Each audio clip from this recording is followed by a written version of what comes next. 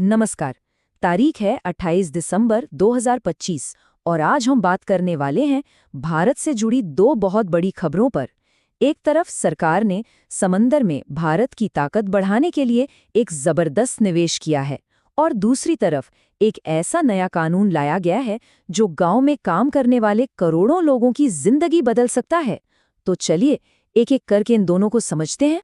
हाँ, ये दोनों ही अपडेट्स आप देखिए सीधे सीधे देश की इकोनॉमी और सोशल सिक्योरिटी से जुड़े हैं और इनका जो असर है ना वो हमें आने वाले कई सालों तक देखने को मिलेगा। तो चलिए सबसे पहले बात करते हैं पहली बड़ी हेडलाइन की, जो जुड़ी है भारत की समुद्री ताकत से।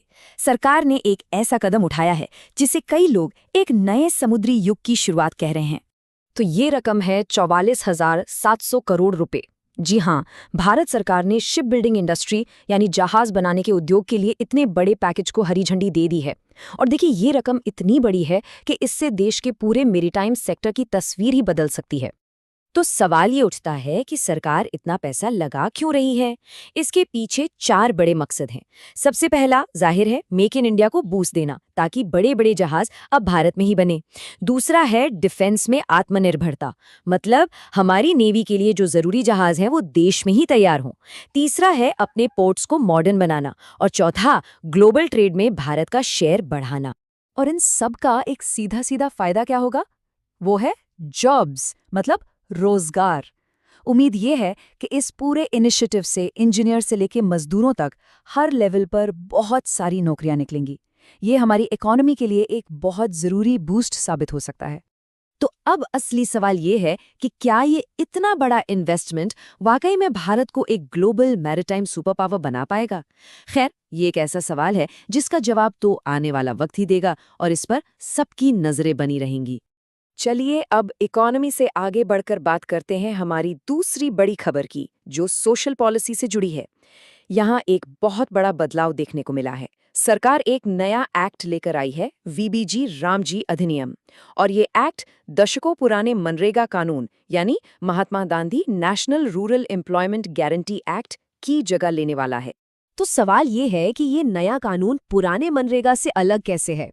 देखिए, मनरेगा का जो मेन फोकस था वो था गांव में रोजगार की गारंटी देना, लेकिन ये जो नया एक्ट है इसका फोकस स्किल बेस्ड काम और एसेट क्रिएशन पर है। सबसे बड़ा फर्क है मजदूरी के सिस्टम में।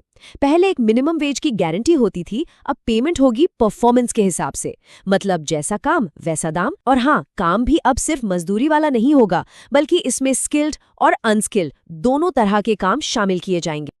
लेकिन जैसे ही इस बड़े बदलाव का ऐलान हुआ, पूरे देश में एक बहस छिड़ गई है और विरोध प्रदर्शन भी शुरू हो गए हैं। कई जगहों पर तो लोग सड़कों पर उतर आए हैं। जो लोग इसका विरोध कर रहे हैं उनका क्या कहना है? विपक्ष के एक बयान में कहा गया, ये ग्रामीण भारत के लिए सामाजिक सुरक्षा के ताने बाने में एक बुनियादी बदलाव है। मतलब ये सिर्फ एक छोटा मोटा चेंज नहीं है, बल्कि एक फंडामेंटल शिफ्ट है। तो आखिर ये विरोध हो क्यों रहा है? इसकी कुछ बड़ी वजह हैं। सबसे बड़ी चिंता है मजदूरी की सिक्योरिटी को लेकर। लोगों को डर है कि ये जो परफॉर्मेंस बेस्ड पे है, इससे उनकी कमाई फिक्स नहीं रहेगी, अनिश्चित हो जाएगी। इसके अलावा रोजगार की गारंटी खत्म होने का डर है और ये भी आरोप लग रहे हैं कि इससे मजदूरों के अधिकार कमजोर हो सकते हैं। तो चलिए अब इन दोनों बड़ी खबरों को जोड़कर देखते हैं इनका हमारे लिए क्या मतलब है और इनसे देश किस दिशा में जा रहा है, इसका क्या संकेत मिलता है। देखिए, आज की इन दोनों खबरों से तीन बातें बिल्कुल साफ हैं। पहली, इकोनॉमी के मोर्चे पर सरकार शिप बिल्डिंग जैसे बड़े सेक्टर्स पर दांव लगा रही है ताकि जॉब्स बने और आत्मनिर्भरता बढ़े। दूसरी, सोशल पॉलिसी में मनरेगा जैसे पुराने कानूनों की जगह नए एक्सपेरिमेंट हो रहे हैं। और तीसरी और सबसे अहम बात, खासकर उन लोगों के लिए जो कॉम्पिटिटिव एग्जाम्स की तैयारी कर रहे हैं, इकोनॉमी, गवर्नेंस और सोशल इश्यूज, इन सभी के लिहाज से ये दोनों टॉपिक्स बहुत ज्यादा जरूरी हैं। और अंत में एक सवाल जिसके बारे में सोचना जरूरी है, आने वाले साल में देश का एजेंडा कौन तय करेगा? क्या ये इकोनॉमिक ग्रोथ की रफ्तार होगी या फिर सोशल पॉलिसी पर हो रहा ये टकराव? सोचिएगा जरूर।